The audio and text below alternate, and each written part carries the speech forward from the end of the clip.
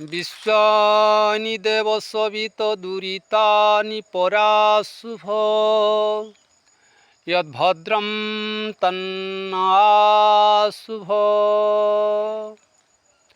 उल्लेखित मंत्र रे अत्यंत सुंदर भावे परम पिता परमात्मा को दुर्गुण समूह विनाश करी सद्गुणादि कल्याणकारी गुणकर्म पदार्थ सबको प्रदान करने प्रार्थना करा जाइछि।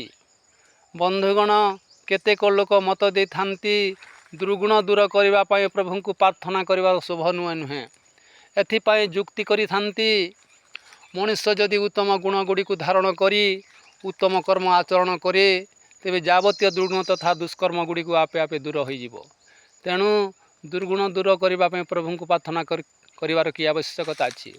किंतु गभीर भावे चिंतन कले फ्लस्ट रूपे जानी परिबा जे एपरी मत प्रदान करथिबा व्यक्ति आज्ञा जुक्तियुक्त कथा कहू नाहंती।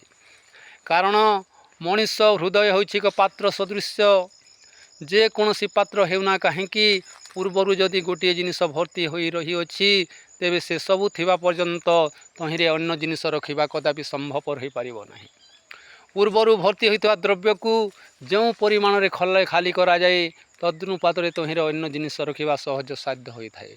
ठीक सही परी आमर हृदय रूपी पात्र रे जो पूर्वकृत जो दुष्कर्म संसार गुड़िक रही तहिरे उत्पन्न होता दुर्गुण दुर्भावना दुर्वासना तथा दुष्कर्म गुड़ी जे पर्यंत भर्ती हो से सबू पूर्ण रूपे दूर न होगा पर्यंत किंपा उणा न होगा पर्यंत तहिरे अन्य जिनिस रखा कदापि संभवपर हो पारिबो नाही।